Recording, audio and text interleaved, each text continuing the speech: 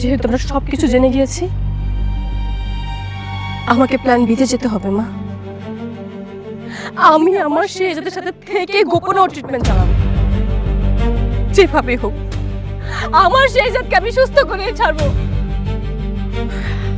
আমি ওর সব স্মৃতি ফিরিয়ে আনবো, আমাকে আনতেই হবে।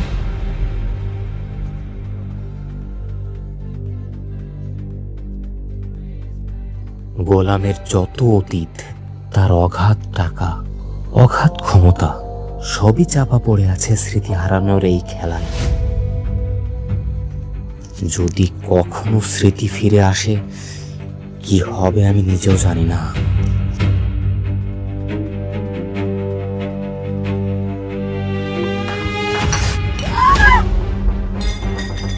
কি করলি তুই এটা? হ্যাঁ, চাকরের বাচ্চা, হ্যাঁ কি করলি তুই এটা? তুই জানিস আমার শাড়ির দাম কত? সরি আম্মা, আমি ইচ্ছা করে ফালাইনি, আমি হুজুর খেয়ে পড়ে গেছি, আমার মাফ করে দেন মা। সরি? কিসের সরি? তোকে না এইভাবে সকাল বিকাল মারা উচিত, তাহলেই তুই বুঝতে পারবি যে ভুলের ফলাফল কি হয়। আমার এত দামি শাড়ি এখন এটা কি মন চাচ্ছে স্যান্ডেল না করে? দাঁড়ান, আপনি ওর সাথে এমন ব্যবহার করছেন কেন? কি করেছো? কি করেছে দেখ, আমার এত দামি শাড়ি তার উপরে চা ফেলে দিয়েছে। তো কি হয়েছে? এই ছোট্ট একটা ভুলের জন্য আপনি ওর সাথে এমন করবেন? আপনারা কি ভুলে গেছেন ও কিন্তু এই বাড়ির জামাই?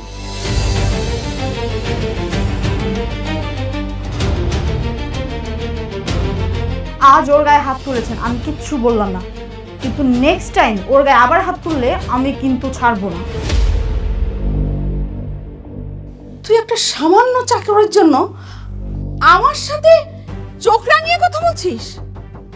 কি করবি তুই? হ্যাঁ, নেক্সট টাইম যদি ওর গায়ে হাত তুলি কি করবি তুই? ওই হাত আমি ভেঙে দিব।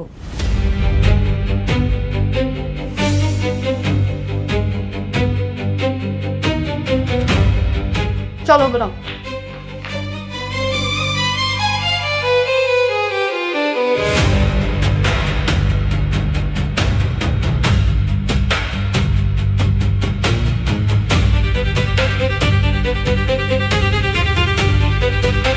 দেখলি দেখলি, হ্যাঁ ঋতু, ঋতু গোলামের জন্য আমার সাথে কি আচরণ করলো? হ্যাঁ, একটা 2 পয়সার চাকর, তাকে নাকি এখন জামাই আদর করতে হবে। থাক না মা, এখন গোলামকে গোলামের মতো থাকতে দাও।